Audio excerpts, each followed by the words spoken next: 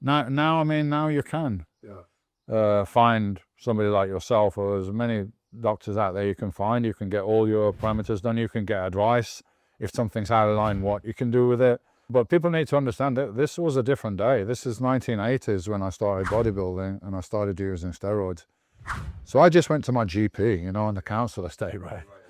You know, and I'm a young kid and I'm telling them I'm going to take steroids. Can you do some blood tests for me? And he's like, you wouldn't do it at first.